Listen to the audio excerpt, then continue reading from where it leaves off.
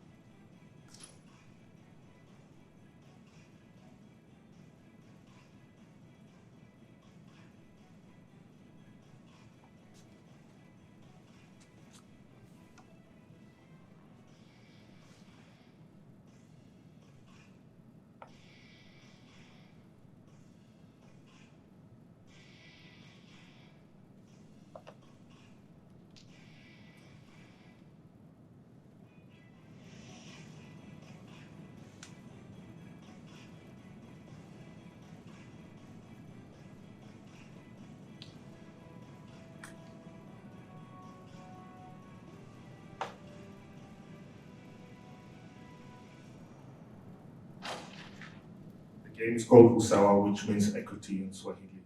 And the whole concept of the game is that it highlights actual stories and experiences from the ground around slavery. And these are some of the other games that we're doing in our studio. Thank you.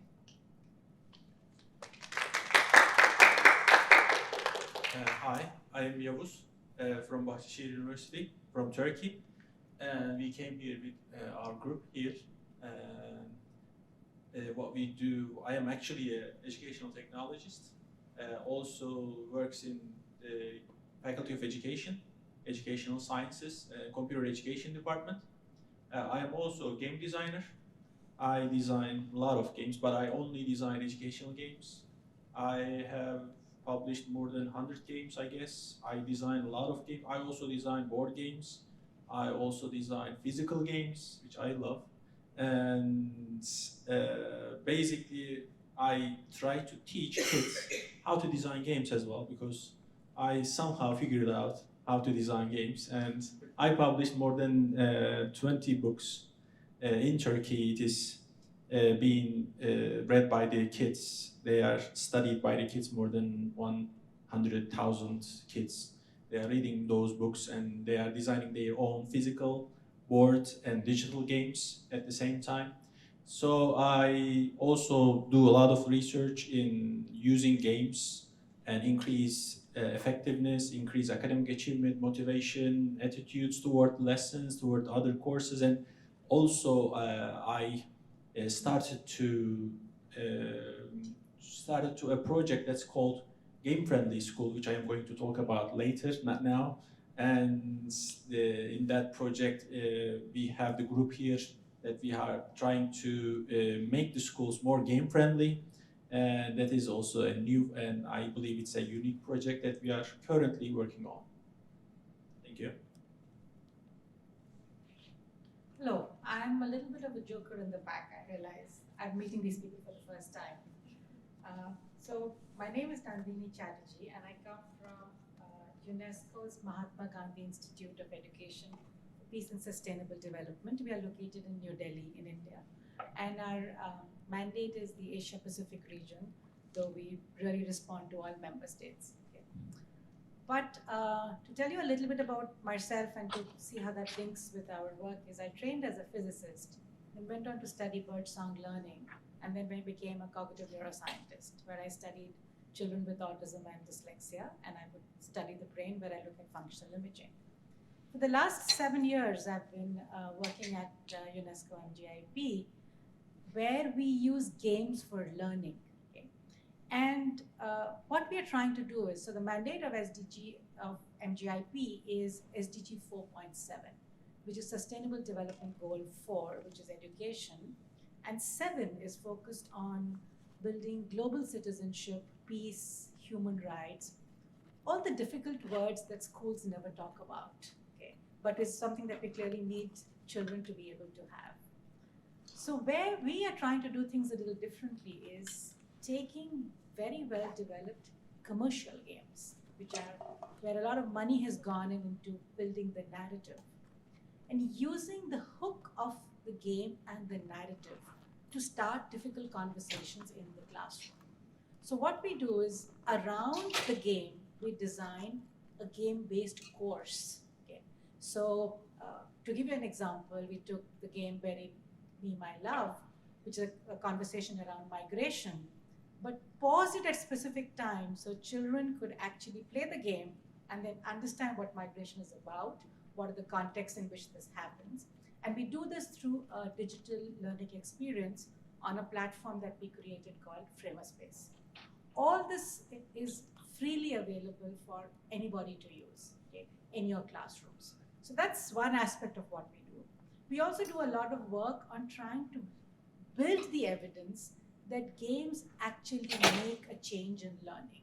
So there's a lot of discussion around games and learning, but the evidence is still emerging. One, does it really create learning? And second, does that translate into behavioral change? Okay. So a lot of research that we do around that.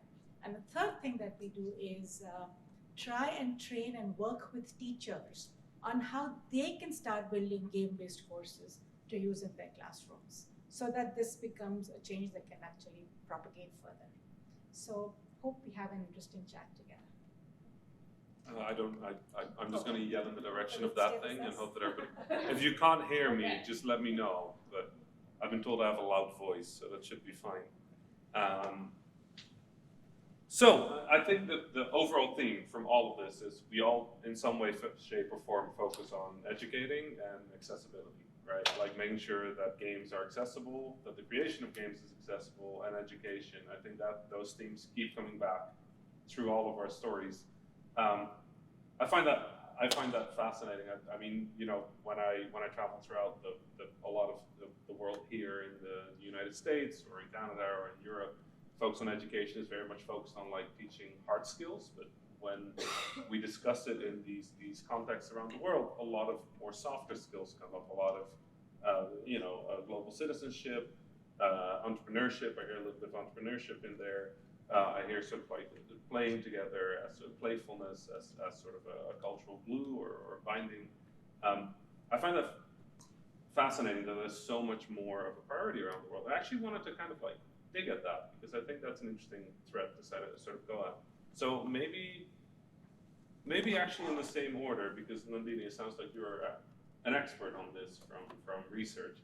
I'd love to sort of hear how that fits into sort of your view. Like, well, why is this so important? What is unique about where you are that makes this so important to focus on?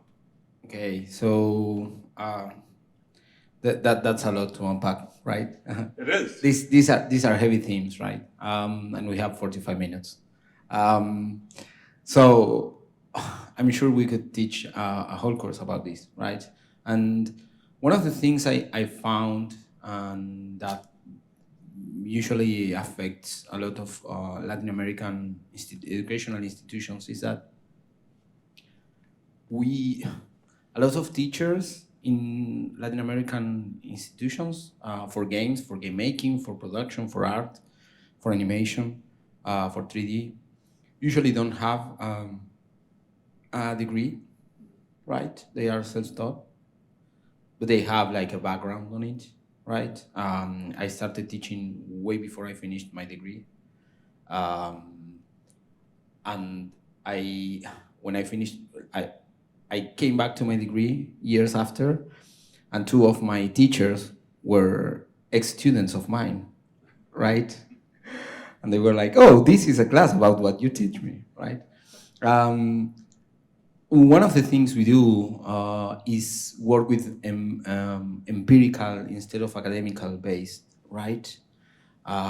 You were talking about doing, Nandini, you were talking about doing research, right? And research is important, but the times right now not don't wait for us. So sometimes we have to go and do stuff, right? Sometimes we have to go into the empirical world and try with what we know. And I'm sure we are all aware that games teach in some sort of way. We might not be completely sure about how that happens. So we apply them, we try, we share our ideas with other people, right? And one of the things that we have, that we work with in Latin America, it's a big topic right now. Everybody's talking about democratization of technology, right? And one of the things about democratization of technology is that we have to make the distinction that usually when we refer to it, we are talking about democratization of consumption, right? So everybody has Netflix and everybody can access what other people, big studios do. But not every kid knows how to create a video series or a video game or a book or whatever, right? And publish themselves. So that's one of the things that we can teach through games, right? Because a lot of games are self-published or spread like a kind of like an idea, like a virus, right? And you cannot fight that. Like I teach you a game, so you have learned that game, right? We play a game, and I will show you how to play while we play it, and you have already learned a set of things. And those things are just as abstract as other more complex things, but in a smaller scale, right? So I can make a game about like the relationships in your neighborhood, right? Like your game is, and I can make it simple and guided, but then you can like translate it into your own life, right? You can tell your story through it. There's a lot of amazing games that we know, right? Missed Messages, A Normal Lost Phone, that teach like real stories, right? And are powerful tools. So yeah, I think that those are some of the things we need to like take into account. And yeah, it's really necessary to have an academical background and an academical sustain for what we do, but also in a lot of parts of the world, we need more action and not that much reaction. Right? Speaking of Max, can I get your thoughts on that as well? Because I feel like you're on a very similar line here to Mishka, but do you have some thoughts? Yes, I do. So particularly for the games, like gaming against slavery, it's important to know that some of these topics are not really talked about or are taboo to speak about, right? So it's important for us to be able to take these stories and experiences and turn them into games that people can interact with, so it can start those conversations that need to be started. And that's on one hand. On the other hand, particularly what my colleague mentioned, I think, what was you had mentioned something to do with Democratization of technology? Yes. Yeah. It's important, perfect. It's important for us because being able to tell our stories the way we want to tell them. A lot of times we have a lot of African stories that are taken from Africa but told outside or created by someone outside. So democratizing it allows us to create those games, create those stories, and tell them the way we want to tell something like that. I think that's important. Move away move away from the prejudice, right, and the stereotypes, right?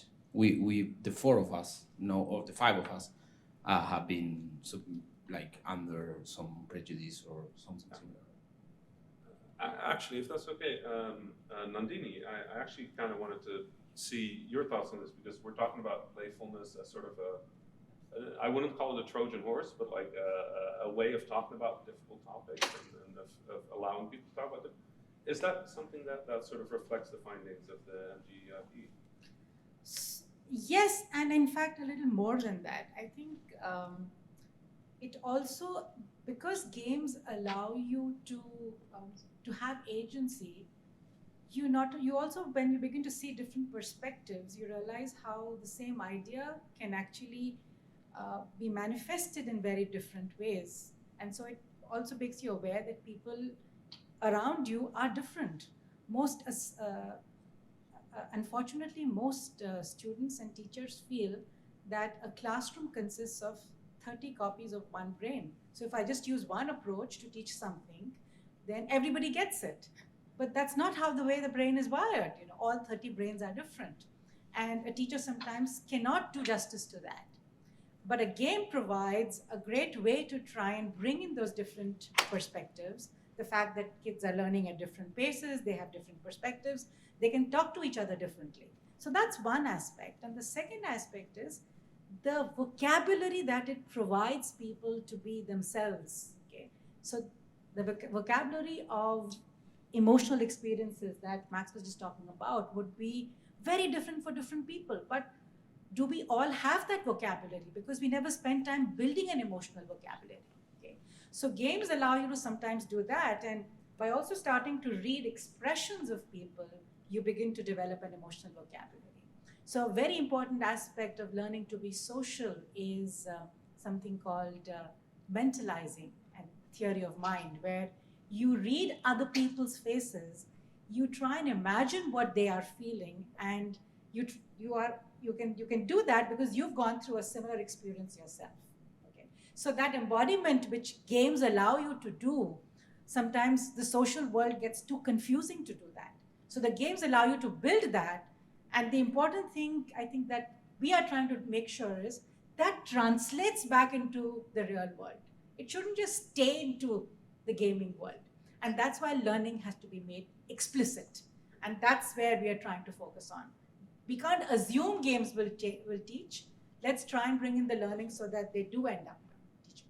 That's the point I want to make. Is there a sort of age range where this starts being relevant in your research, or is it just as young as possible? It actually starts out as young as possible. And we pretty much develop theory of mind very early on in life. In fact, there are mammals who have theory of mind. Okay, we know that animals have that too. But as you get into a bigger world, we also know that it changes depending on whether it's in-group versus out-group. And especially when kids are with each other in the classroom, the way they can hurt each other, can be very different. And the game can tell you that how you might hurt somebody who looks like you differently from somebody who doesn't look like you is a very important learning to have, especially because classrooms nowadays are no longer homogeneous. So games become great ways to try and bring this story up there. Yavuz, your program focuses pretty squarely on play in schools. Do you want to take some time to talk about that? Yeah, please. And I think it's going to cover most of the things that we are talking here, because it's called Game-Friendly School. And in that project, what we're trying to do is we just came up with the idea that we are always talking about our kids, that they are not going out, they are not playing outside, they are always looking at their tablet computers, they are looking at screens all the time, they are playing digital games, and they became addicted.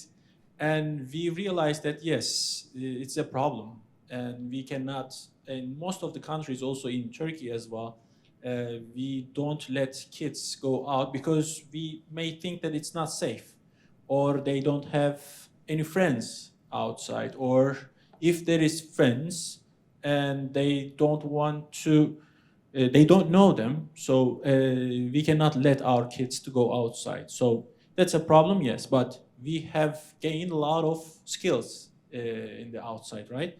Who were grown in the streets when they were kids?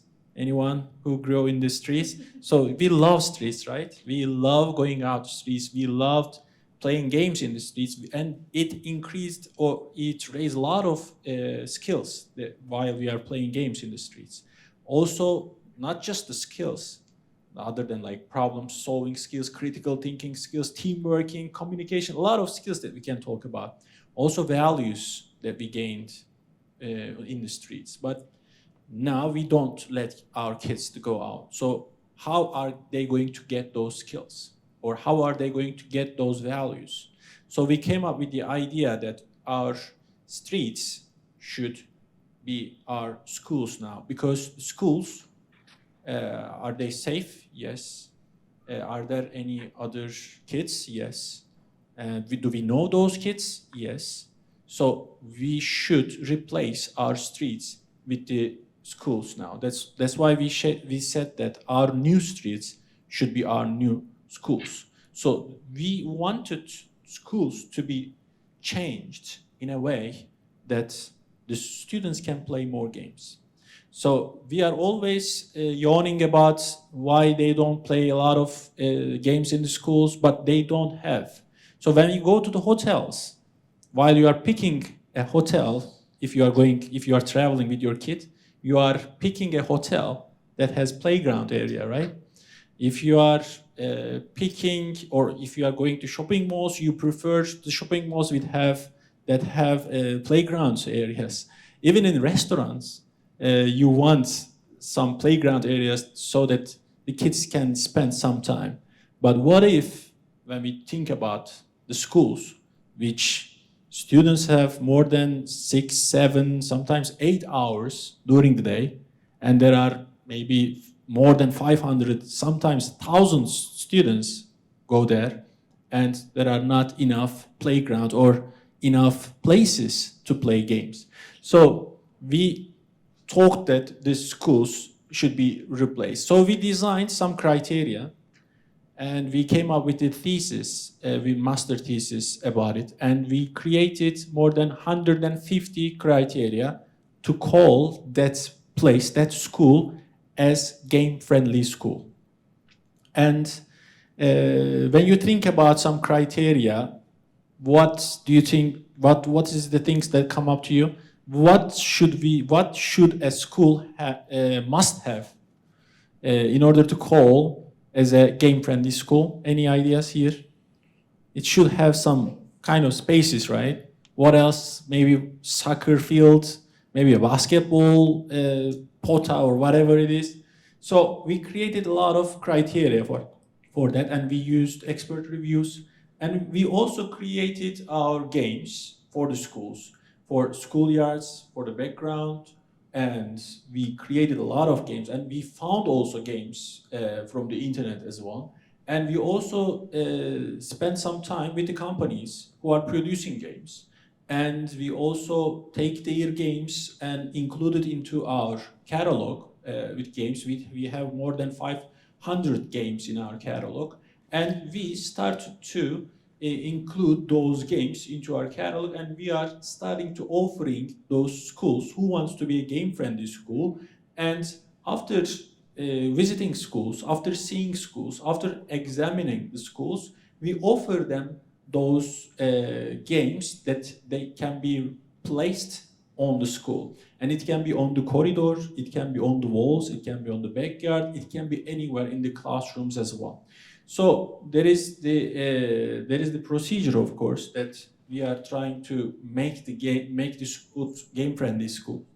They should be asking us to be called, to be accredited as game-friendly school, and we meet them or face-to-face or online, and then we go to their school, and then we take their photos and everywhere in every places in the school, and then we create a report, like more than 200 pages report, saying that there should be a game like a hopscotch, and you should put this over there, and there is this document that you can find and print it out, put there. So that's why we created that catalog. And then after they did everything, also we give the teachers the training on game-friendly teachers training, because when we put everything in the school, even though the school calls himself or itself that game-friendly school, but the teachers don't play. So here Nandini also said that we want teachers to play games, but they don't know which games they should be playing. So we teach them how to design their board games, digital games, their physical games for the students. And we make the teachers game-friendly teacher, but there is also a missing part, which is game-friendly parents. Because the parents, they don't play games at home. They just leave them with their tablets and they don't play games with their kids. So we also teach them how to be a game-friendly parent.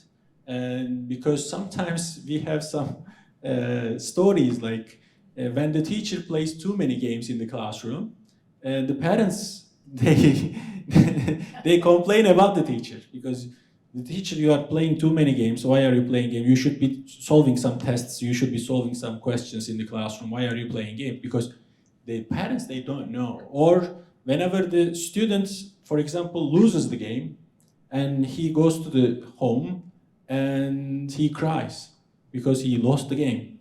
And the parent comes back to school and complaining about the teacher. Why you let my kid lost in the game? We are not letting him lose the games. So you should replay the game today and let my kid win the game. So that's happening, yeah. This is it's very interesting, but it is happening. So we try to make the schools, and we try to give them like hotels, the stars, and we also give them the label. We also accredit them, and also we gave them the flag and everything. And these are the trainings that we are trying to give to the schools so that they should be more game friendly. We believe that with this project, we try to make a lot of schools game friendly schools.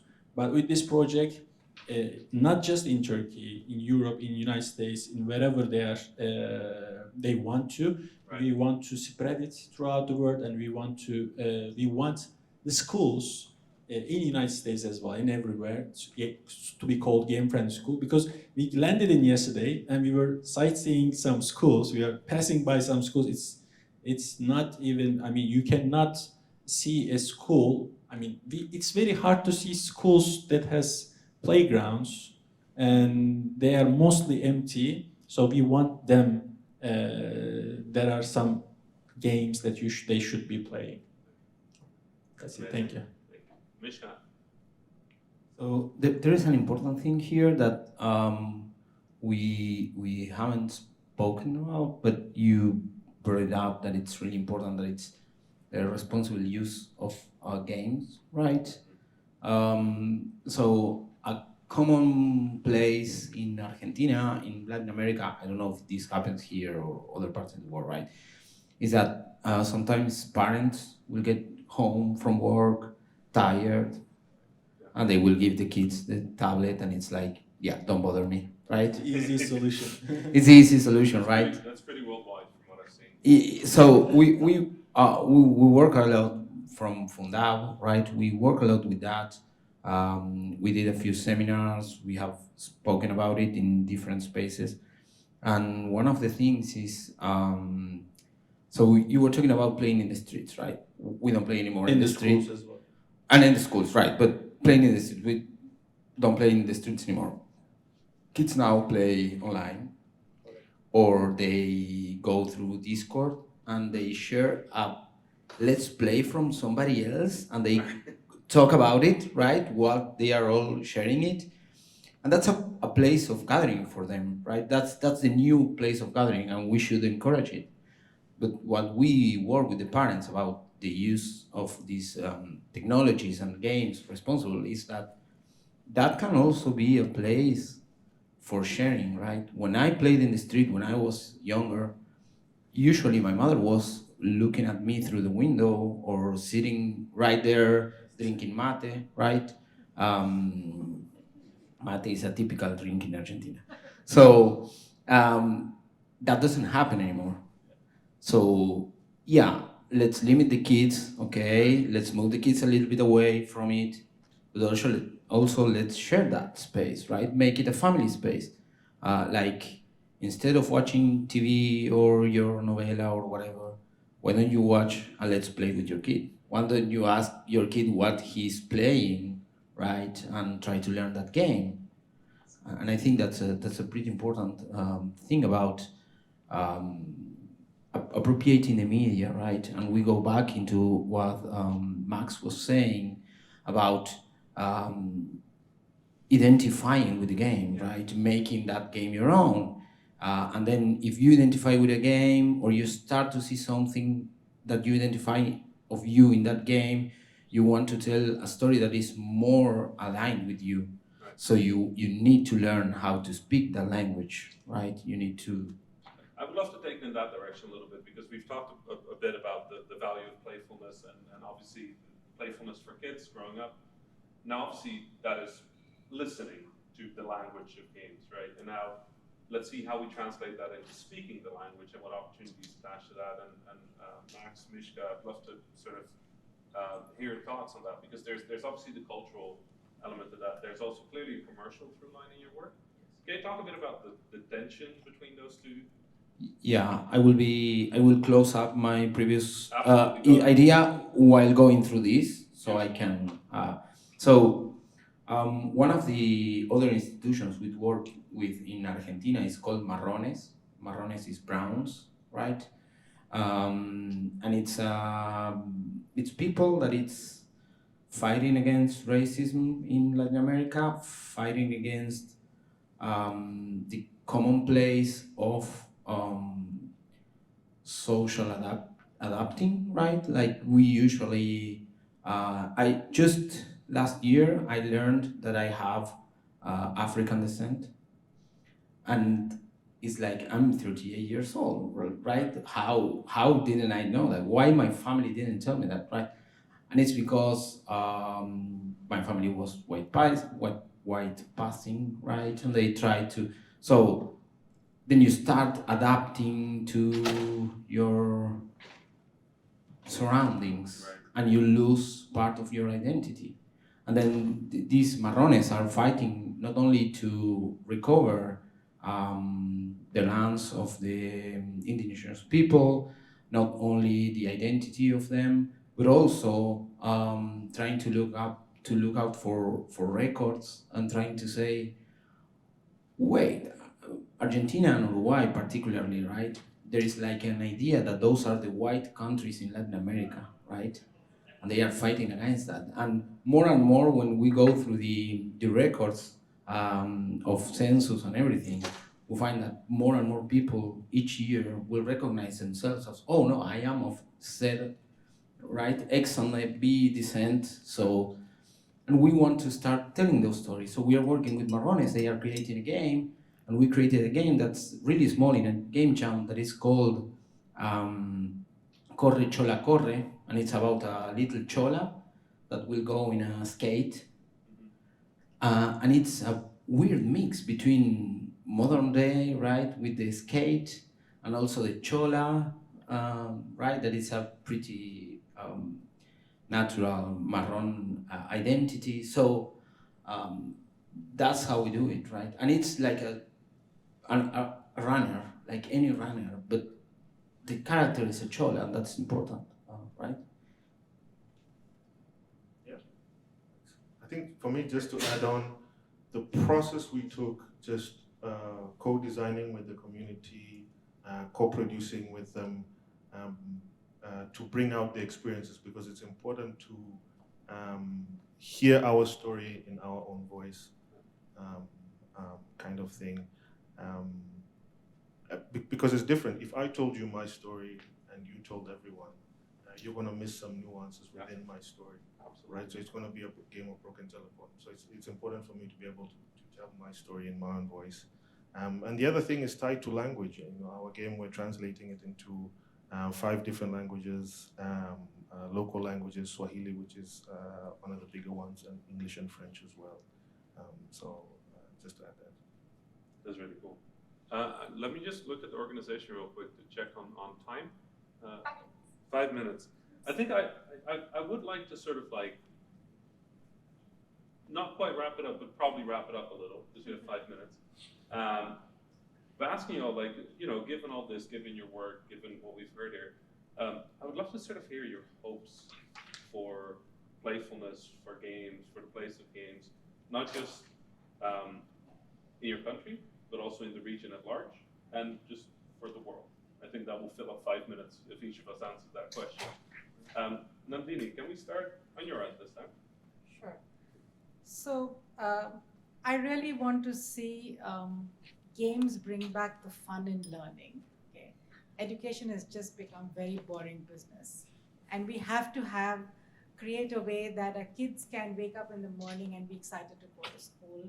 And if games can try and build that fun back, that's going to make a very big difference to learning. Because one of the things we do know from the neurosciences is that unless the emotional cortex is engaged, learning will not stick. They can do all the learning they want, but they will never remember it. Okay? So we have to find a way to make that learning stick if they come to school. They have to go back with something and hold on to something. So that's my first hope. The second hope is that if we can begin to if games can provide ways that we can begin to change the way we look at each other, okay? So in terms of attitudes, in terms of acceptance, in terms of travel, there's just so much suspicion around in the world today, just because of the biases that we come with, that I think games are probably some of our best ways that we can begin to change some of them. And I actually think that it might be great that, you know, before you travel to a new country, there are often people who will find a dictionary or look up Duolingo or whatever. It would be great if they could play a game on how it is to navigate the place before you go there. What are some cultural customs that people are, you know, particular about that you could keep track of? And that gives you perspective and also allows you to enjoy the place more and to look at it with more sensitivity. A third thing that I'm very interested where games can make a change is if we can begin to change assessments. I think if we can do away with traditional assessments and have game-based formative assessments, kids are going to love going in for an exam because they won't know they're going in for an exam. Okay? And maybe that's where I'll stop, but my final point was just going to be that, again, use games to have difficult conversations, because we need those difficult conversations to change the world. We can keep saying all the nicest things we want to, but unless our behaviors change, the world is not going to become a happier and a peaceful place. So I'll stop there. Thank you. I mean, I gotta say that point about emotional engagement and not staying like my French vocabulary is just flashing before my eyes. That never stuck, and I now understand why. It's just changed my life the last 30 seconds. Yavuz. So, of course, what I want is for all schools to be a game-friendly school, of course. I wish. And because, you know, when we visit schools, we met with the children, we met with the students, we met with the managers, and we see some schools that the ball is forbidden.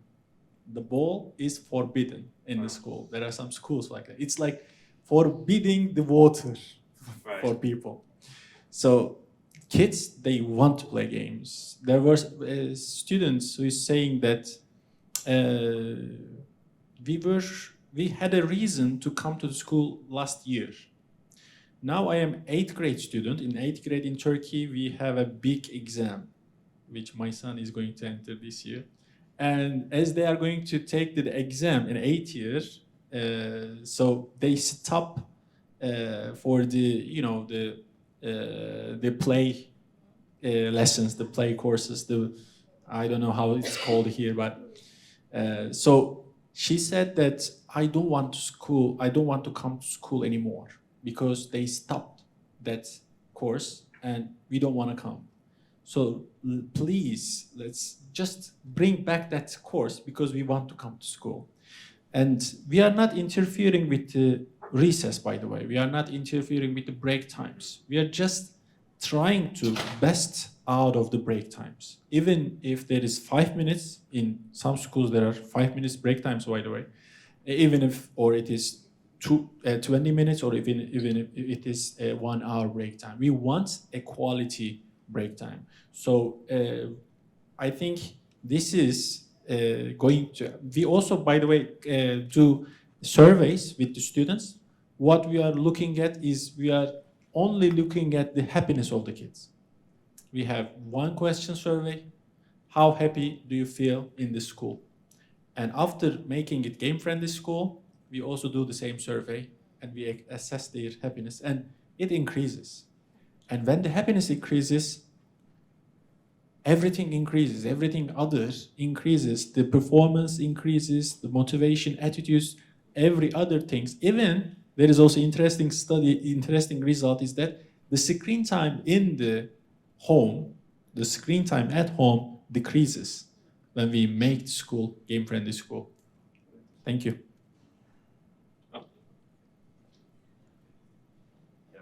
I think so. Interesting. So Africa has the largest, youngest block of people anywhere in the world, but 90% of games that are in Africa don't come from Africa, right? So this idea of creating an emotional connection to the game to drive learning is connecting them to an experience that they don't know, right? So this idea of democratizing how we create games and how we tell these stories is, I think, super important.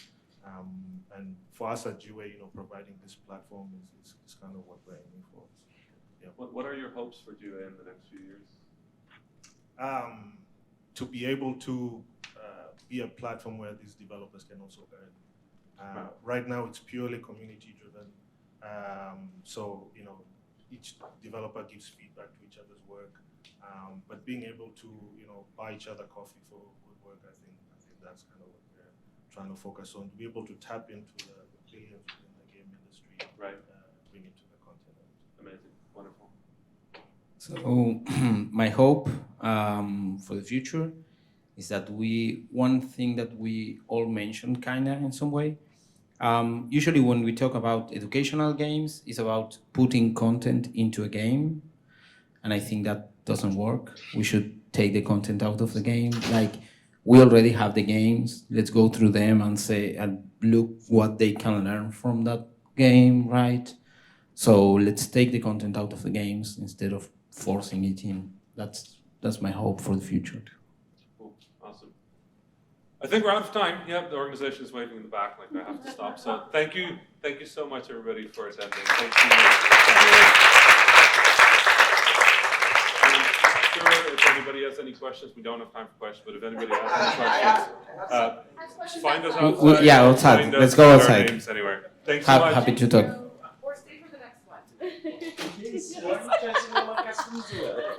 one.